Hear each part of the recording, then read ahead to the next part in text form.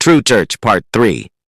This controversial verse, Matthew chapter 16, verse 18, brings forth religious chaos that made others to crushed by shame that cannot be escaped because their claim is a huge mistake.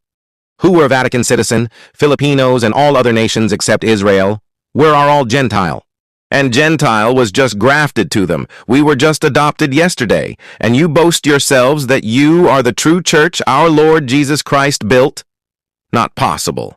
Ang Hudyo ay tinaguri ang pangunahing bunga, imagine that, pangunahing bunga. They were called holy. Sila yung puno ng olivo. At tayong mga hentil at lahat ng bansa, syempre kasama na dyan ang taga-Roma, Pilipinas, at iba pa. Tayo naman ay tinatawag na olibong ligaw. Noong nangabale ang ilang mga sanga sa orihinal na puno dahil sa pagsuway, kumuha ang Diyos ng sanga na galing sa ligaw na puno ng olibo at itinagpi doon sa orihinal na puno. Wala tayong karapatang magmalaki sa ating sarili. Diba?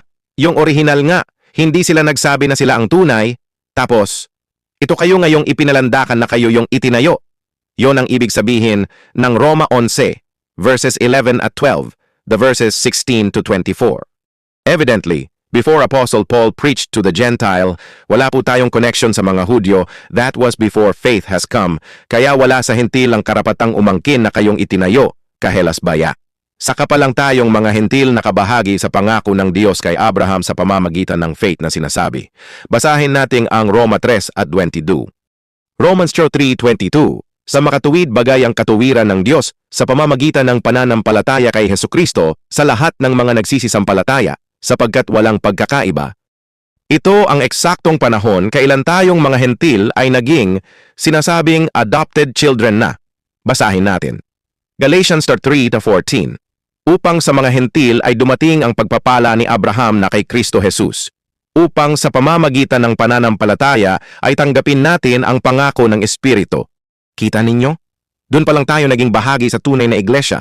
But before that, before Apostle Paul, we knew nothing about Jews' traditions and beliefs if ever somebody knew them. They never care at all. So the starting point for the Gentile to become partakers of the promise was coming of faith that is in Jesus Christ. Romans 3:22 and Galatians chapter 3 verse 8. Tracking back from Apostle Paul backward to the time when our Lord Jesus spoke to the 12 apostles, especially Peter, no single Gentile individual has the right to claim the church being built by Jesus Christ. That's it.